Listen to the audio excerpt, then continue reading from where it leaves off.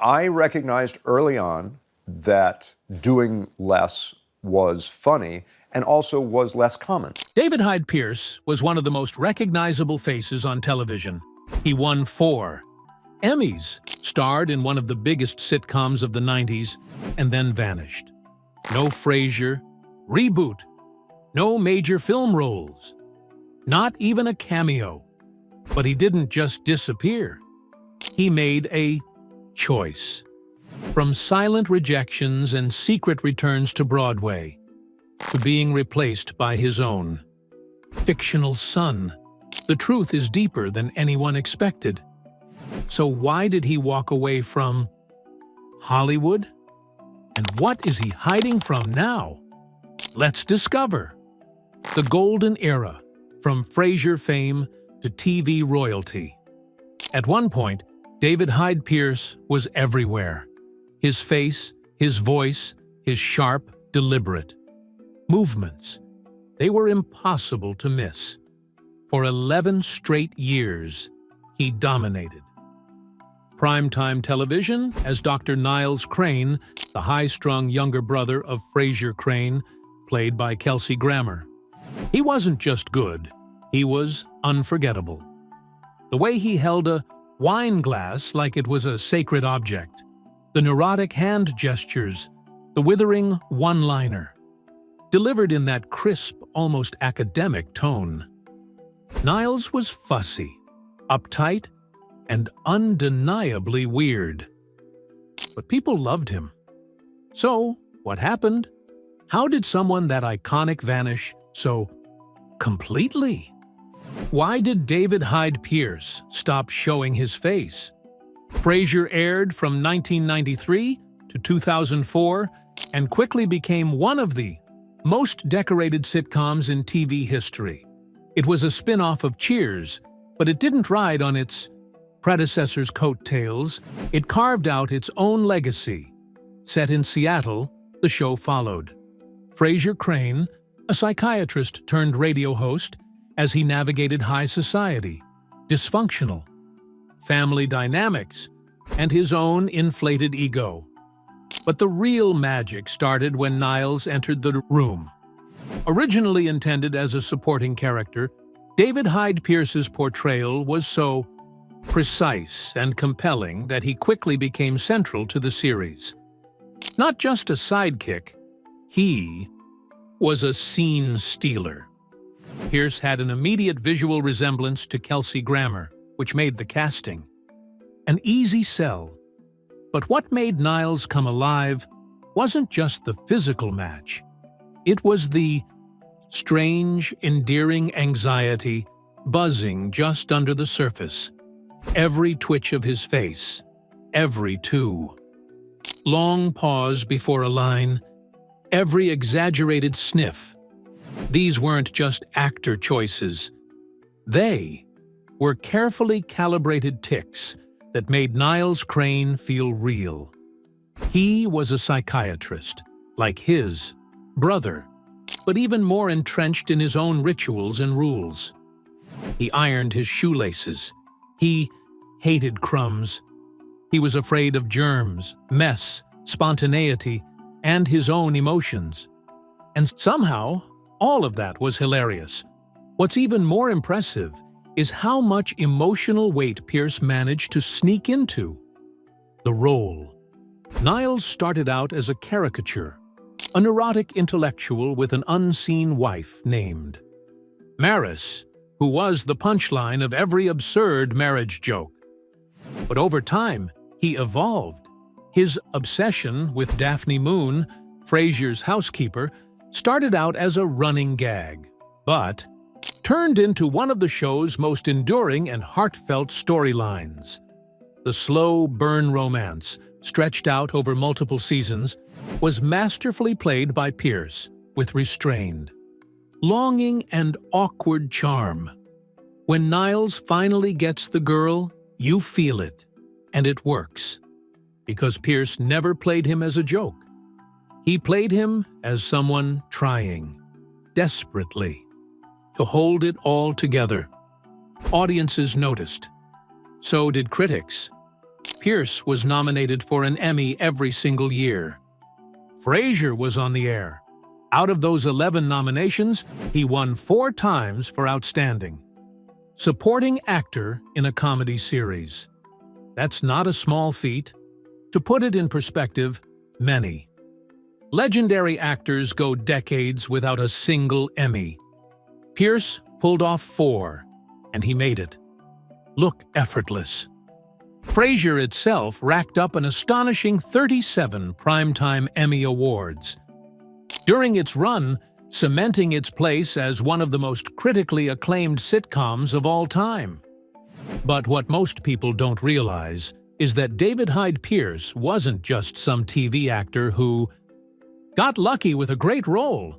He was, and is, a classically trained performer. Long before Frasier, he was studying theater at Yale University, training in voice, movement, and dramatic structure.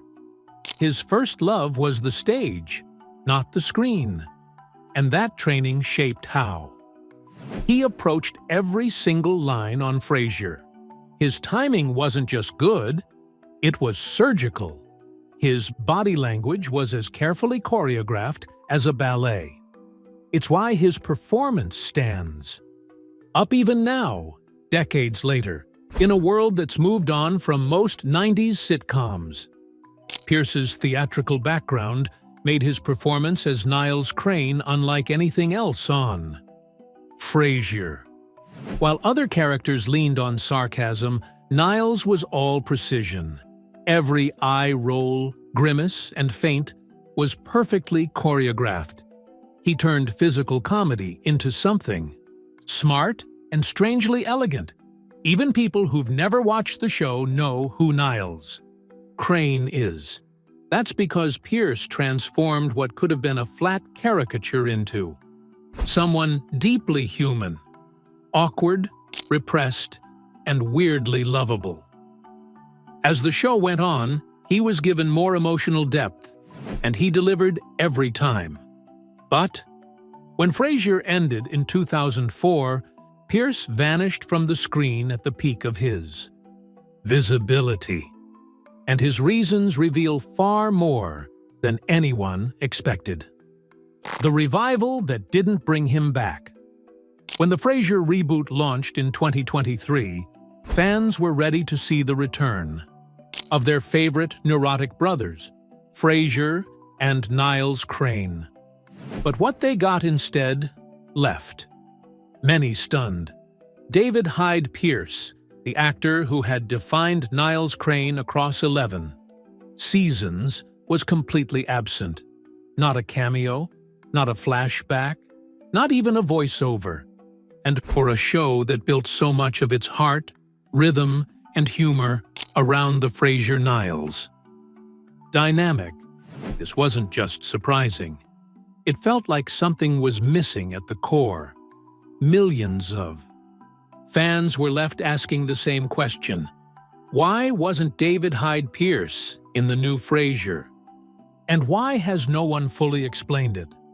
Let's be clear, this wasn't a scheduling conflict or a missed opportunity. This was a conscious decision.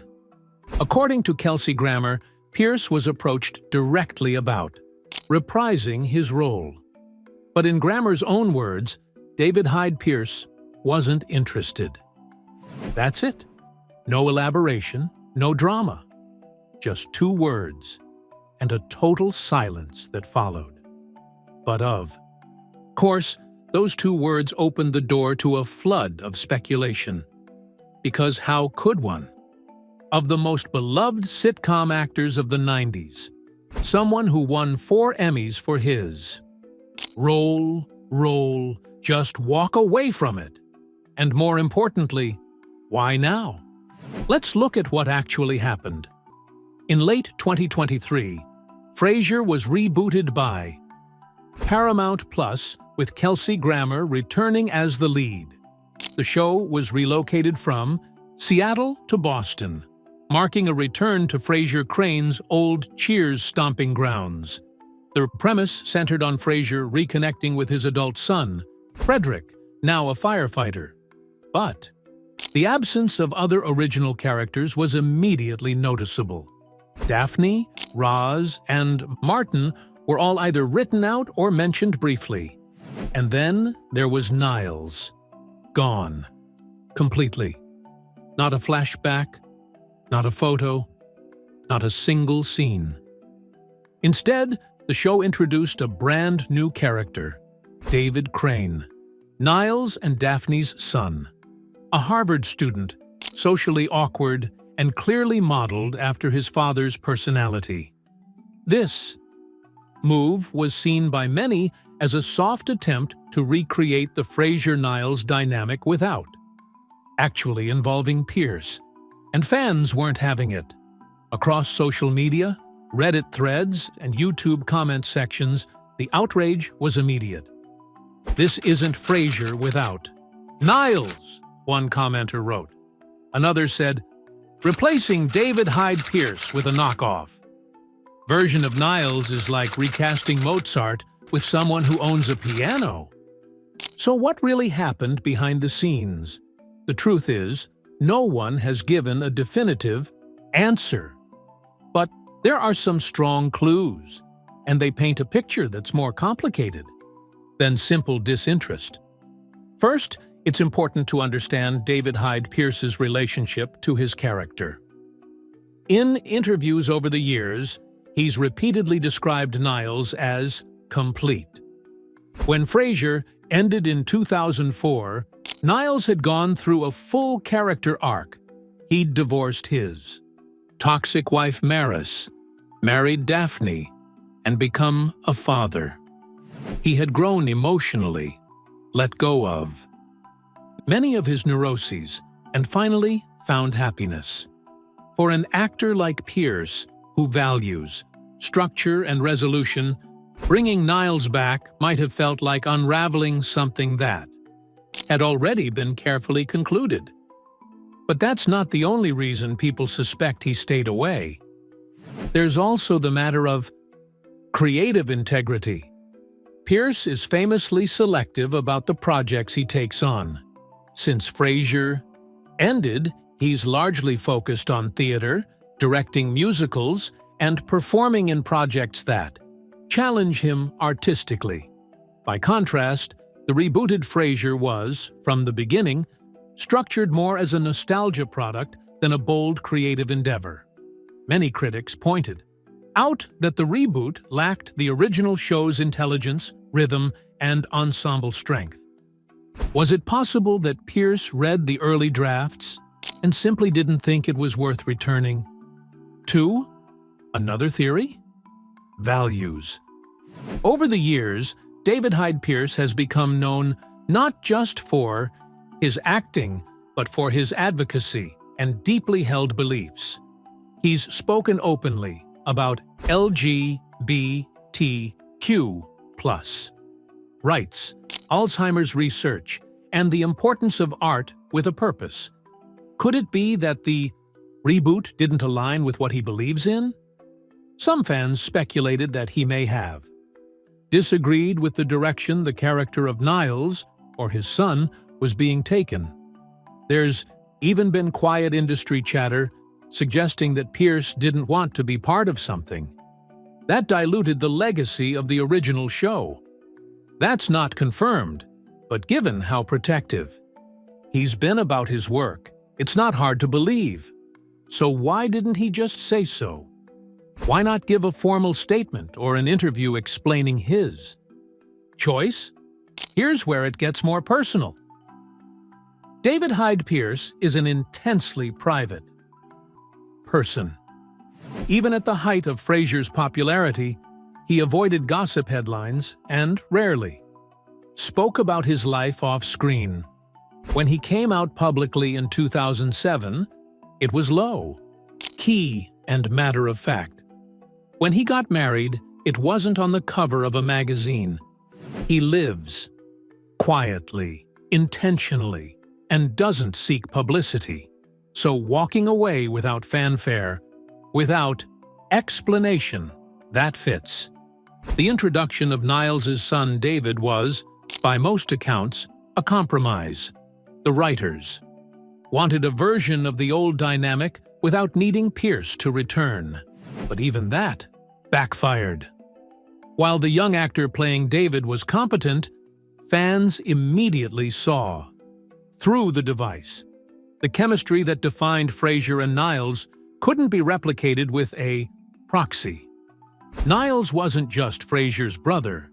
He was a foil, a mirror, and sometimes a moral compass.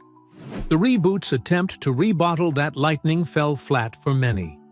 There's also one more subtle layer: power. By saying no, David Hyde Pierce reclaimed something that actors often lose: control. He didn't let the industry dictate his next move. He didn't sign on for a paycheck. He didn't bend to fan pressure or nostalgia. He chose not to show his face, and that choice said more than any line of dialogue ever could. Back to the stage, where he really went. So where did David Hyde Pierce go after Frasier? The answer isn't some tragic disappearance or secret scandal. In fact, the real story is almost the opposite.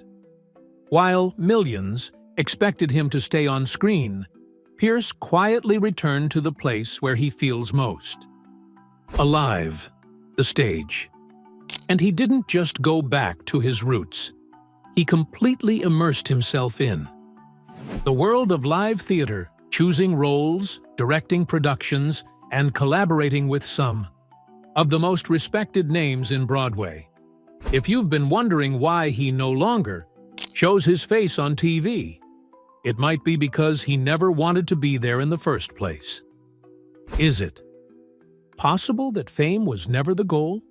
And could it be that walking away wasn't a loss, but a relief? Long before the Emmy wins and the sitcom fame, Pierce was a theater kid. He trained at Yale University, studying under one of the most rigorous drama programs in the country. His peers included names like Patricia Clarkson and Tony Shalhoub, actors who, like him, would eventually straddle both stage and screen. But while television gave him visibility, the theater gave him meaning. It's a different kind of performance. No retakes, no editing, no separation between audience and actor. You step into the role and live it night after night with full control over your timing, your energy, your choices. For someone like Pierce, whose style is rooted in precision and physical detail, theater wasn't just another job. It was home. Just 1 year after Frasier ended in 2004, Pierce returned to Broadway in Monty Python's Spamalot, playing Sir Robin in the musical comedy. Audiences who only knew him as the neurotic Niles were stunned by his singing voice, his comedic agility, and his ability to command a live stage. It was the first hint that Pierce wasn't chasing movie roles or another series. He was choosing something entirely different. Then came Curtains in 2006, a killing mystery musical in which Pierce played Lieutenant Frank Cioffi, a detective with a secret love of musical theater. It was tailor-made for him, funny, awkward, heartfelt, and musically demanding. His performance won him the Tony Award for Best Actor in a Musical. Not only had he re-established himself as a major theater actor, he had done it without riding the wave of TV fame. He earned it again from scratch. But it didn't stop there. Over the next decade, Pierce balanced performing with directing. He made his directorial debut with It Should Been You, a Broadway production written by his husband, Brian Hargrove. The show opened in 2015 and, while it received mixed reviews, it showed another side of Pierce, someone willing to step back from the spotlight and uplift others. That same year, he told interviewers that directing gave him a new kind of creative control, one that he hadn't found in television, where scripts were locked and edits were out of the actor's hands. In 2017, he starred opposite Bette Midler in the Broadway revival of Hello, Dolly, playing Horace Vandergelder. The chemistry between them was widely praised, and critics noted how Pierce brought restraint and emotional nuance to a role that could easily have been loud or one-dimensional.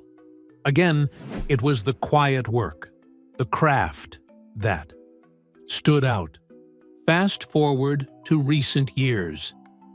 In 2022, Pierce took on one of the most emotionally significant projects of his career, directing Here We Are, the final musical by the late Stephen Sondheim. The production opened off-Broadway in 2023 and marked Sondheim's first posthumous work. Pierce led a cast of stage legends through a strange, experimental narrative about life, endings, and uncertainty. Reviews were mixed on the script, but nearly everyone agreed. Pierce's direction was sharp, generous, and deeply respectful. For him, this wasn't just another job. It was a way of honoring a man whose work had shaped modern theater.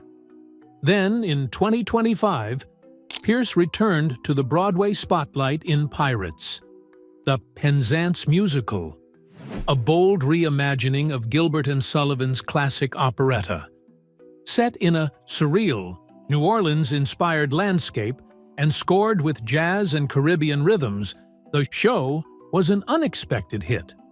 Pierce played not one, but two roles, Major General Stanley and W.S. Gilbert, switching between them with effortless precision. Critics called his performance a masterclass in timing and described him as a national treasure hiding in plain sight. So why does this matter? Because it shows that David Hyde Pierce didn't fall off the radar. He simply moved into a space that let him work without compromise. But if you really want to understand why Pierce left Hollywood behind, you have to look at more than just career choices. You have to look at the personal decisions that shaped how he lives. During the height of Frasier's popularity, questions about Pierce's personal life were constant. He never discussed dating. He deflected when asked about relationships, tabloids, speculated endlessly about his sexuality, especially because he played a character who, despite being straight, was seen by many as coded queer due to his mannerisms and flamboyance. Pierce said nothing, not because he was ashamed, but because he valued his privacy more than the need to explain himself. Then, in 2007, 3 years after Frasier ended, Pierce quietly came out as gay. He confirmed he was in a long-term relationship with TV writer and producer Brian Hargrove. That same year, California briefly legalized same-sex marriage. Pierce and Hargrove were married. But just a few months later, Proposition 8 passed, nullifying their legal union. It was a painful moment. Something personal and joyful had been publicly erased. In interviews since, Pierce has spoken about how that moment shaped his view of public life. When you live in a world that tells you your most intimate relationships are invalid, you learn to protect what matters. You stop giving explanations to people who don't deserve them. You stop performing in ways that don't feel honest. You learn to prioritize peace over popularity. His advocacy didn't stop at LGBTQ+ rights. Pierce has also been an outspoken advocate for Alzheimer's research, inspired by his grandfather's struggle with the disease. He's lobbied Congress, participated in national awareness campaigns, and worked closely with the Alzheimer's Association for decades. Unlike many celebrity campaigns, his efforts have been consistent and personal. He doesn't use activism for visibility. He uses visibility for activism. In one interview, Pierce said that theater had always accepted him fully, not just as an actor, but as a person. He described Hollywood as performative, not just in the acting sense, but in how it treats identity. The theater, by contrast, allowed him to exist without explaining himself. That distinction matters, because while many celebrities chase relevance, Pierce has built a life that runs in the opposite direction. He chose quiet, depth, and meaning. So when people ask why David Hyde Pierce doesn't show his face anymore, they're really asking why he turned down fame. The answer isn't scandal or bitterness. It's authenticity. He found spaces, on stage, in activism, in love, where he didn't have to perform off camera. And once you've had that, why would you ever go back? Was he pushed out? The problem with Hollywood. Here's the uncomfortable part of the story, the part that no one really talks about out loud. What if David Hyde Pierce didn't just choose to step away? What if Hollywood slowly edged him out? What if the same industry that once celebrated him, 4 Emmys, Universal, acclaim, critical respect, quietly stopped offering him a place? It's easy to romanticize the idea of an artist returning to the theater for purity or creative fulfillment. But we have to ask the harder question too. Was there still room for someone like David Hyde Pierce in modern television and film? And if not, why? The truth is, after Frasier ended in 2004, Pierce didn't transition smoothly into a lineup of prestige films or new network shows. There were no starring vehicles built around him. There were no big-budget romantic comedies, legal thrillers, or ensemble dramas with him in the lead. You'd expect a 4-time Emmy winner with a global fan base to have Hollywood at his feet.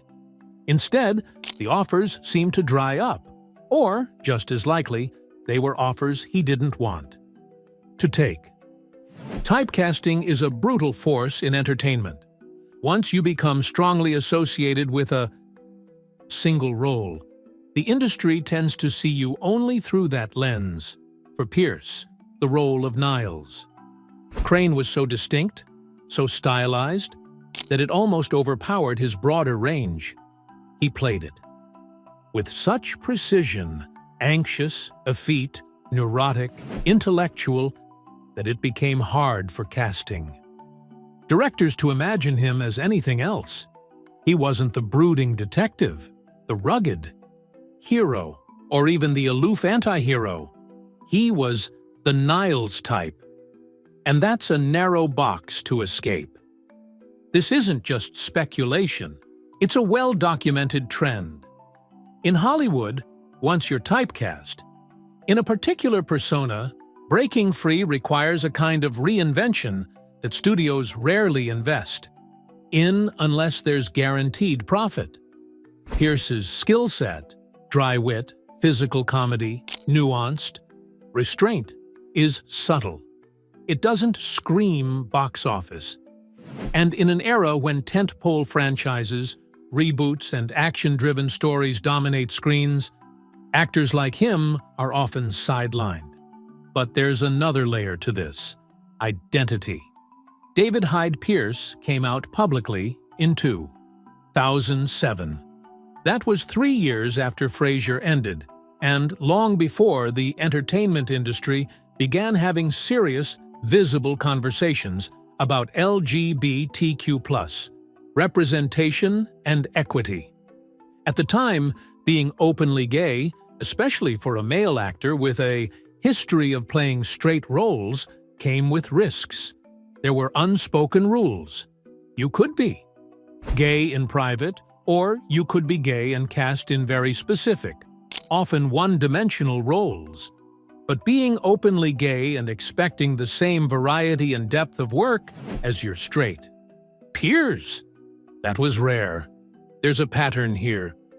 Look at other actors in similar situations.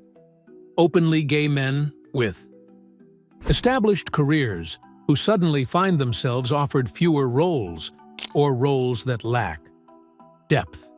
It's not always a deliberate shutout. Sometimes it's structural. Writers don't imagine those characters. Producers don't green-light those stories. Casting agents don't make the call. It becomes a slow drift toward invisibility. Now compare that to someone like Kelsey Grammer, Pierce's co-star on Frasier. Grammer has had a very different post-Frasier career. He's remained in the public eye, continued to headline shows, and most notably, returned to his signature role in the Frasier reboot as the unquestioned lead. He's had stints in drama, animation, stage work, and conservative media. He's also had a series of high-profile personal controversies. And yet, his career momentum never stalled in the way Pierce's did. Why is that? Part of the answer is the way Hollywood views aging male leads. For straight men, especially those associated with power, gravitas, or comedic dominance, aging is often rebranded as distinguished. For others, particularly gay men, or those who don't fit neatly into Hollywood's binary of masculine appeal, it's a slow fade out. Pierce doesn't have the bad boy edge. He doesn't have the rugged action hero look. What he offers is intelligence, vulnerability, and sharp comedic instinct. But those traits are rarely at the center of modern, mainstream narratives, not unless they're paired with something else: youth, a franchise, or marketable controversy. There's also a structural imbalance in how certain roles are written.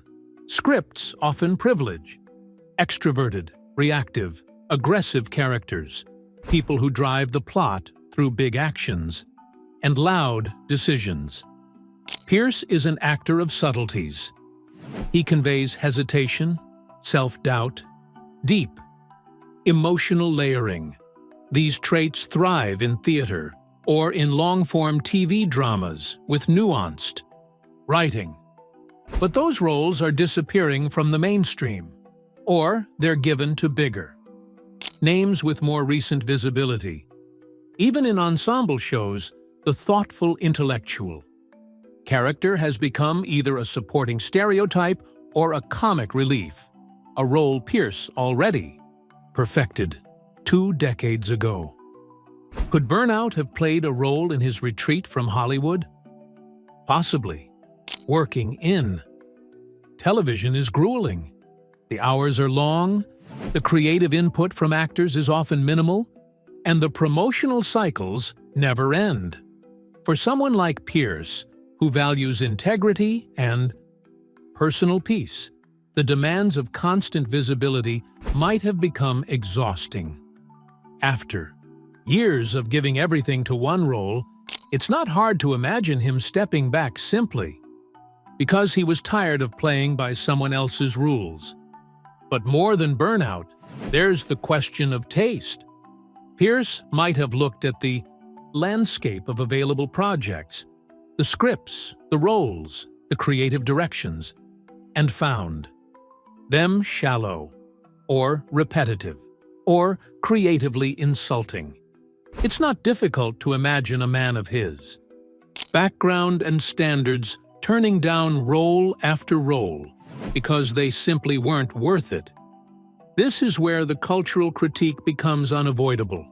Hollywood loves to celebrate diversity and inclusion on paper, but it also quietly marginalizes those who don't conform to its marketable norms.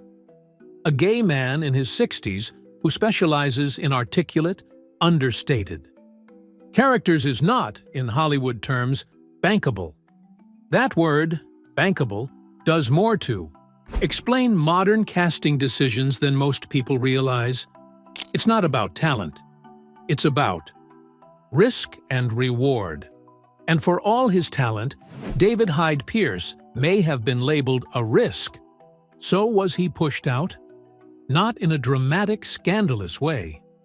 There was no blacklist, number confrontation, no scandal. Just a slow series of closed doors, unreturned calls, and a shrinking number of roles that would have challenged or inspired someone like him. Hollywood didn't shove him off the stage, but it also didn't invite him back on. There's something revealing in the projects David Hyde Pierce has chosen to participate in. Since leaving television, for the last 2 decades he has continued to leave his mark in animation, cult comedies, and carefully chosen dramatic projects. He's still working, but he's doing it on his terms.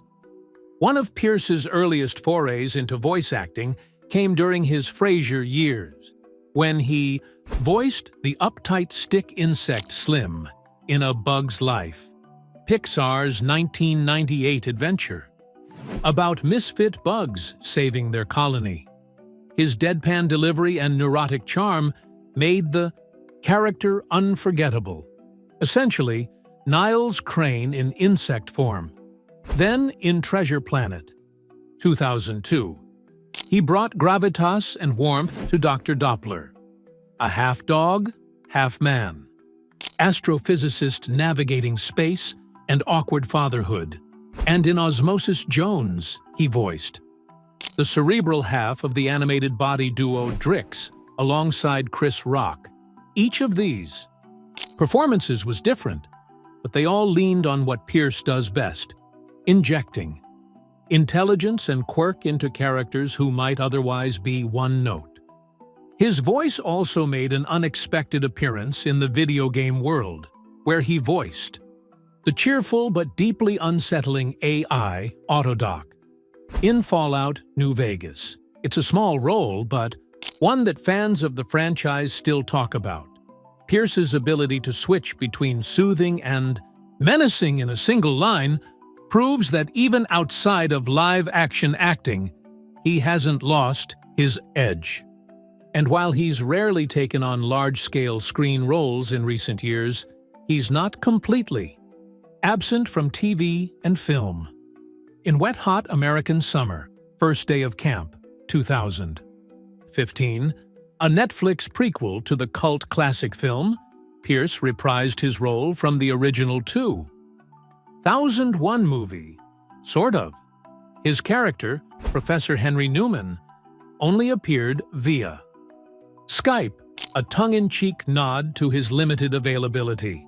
It was a brief but hilarious reminder that even when he's not center stage, his comedic instincts are still razor-sharp. More recently, he starred in HBO Max's Julia, 2022, a biographical drama about legendary chef Julia Child. Pierce played Paul Child, Julia's husband and creative partner. It was a nuanced, mature role that gave him space to explore intimacy, support, and quiet strength. Exactly the kind of grounded, intelligent performance his fans have always appreciated. And in The Exorcism, a 2024 horror film starring Russell Crowe, Pierce took a darker turn, proving he could still surprise audiences. With genre shifts, his selectiveness doesn't just reflect preference, it reflects protest, a quiet refusal to settle for less than meaningful. Thanks for watching. If you enjoyed this, don't forget to like, comment, and subscribe. Click the next video for more exciting content.